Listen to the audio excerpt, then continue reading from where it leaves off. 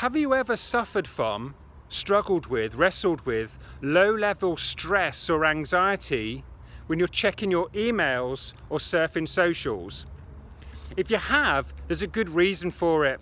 Now, if you're expecting a shitty email from somebody or expecting to be trolled by somebody on social, then you will have most likely some acute stress, some situational stress coming up. You're going to be triggered into fight or flight because you're waiting for that threat to come into the inbox, to drop into your feed, etc.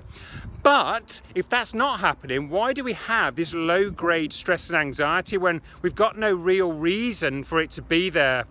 Well, research has discovered the reason why that happens, or one reason why that happens, and it's a thing called email apnea.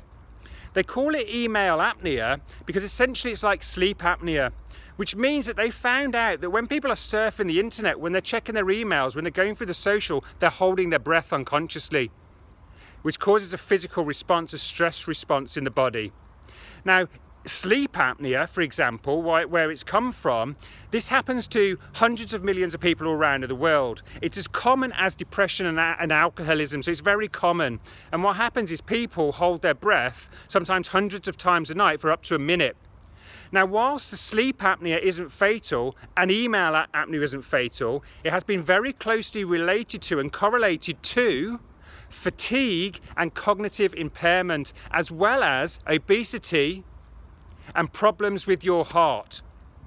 So what we want to be doing is when we're surfing the internet, when we're going through our emails, we're going through socials, we don't want to be triggering a stress response. We don't want to be having this low-grade anxiety, because as well as exhausting us, as well as draining us, that adrenaline and cortisol dump is also causing brain cells within our brain to commit suicide, which we also don't want. So what can we do about it?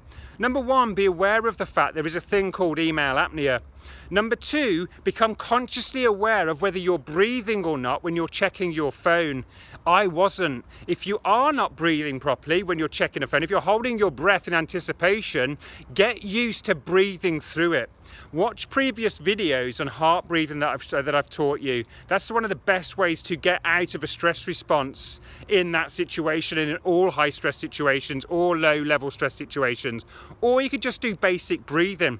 And how do you do that? Very simply, breathe into the nose, down into the diaphragm, breathe back out through the nose. Do that for 4 to 6 breaths per minute. You don't want to be breathing over that, because that's over breathing. We don't want to be over breathing because that triggers a stress response. We want to be taking us out of the stress response, from chaos into calm, all of that kind of good shit, yeah?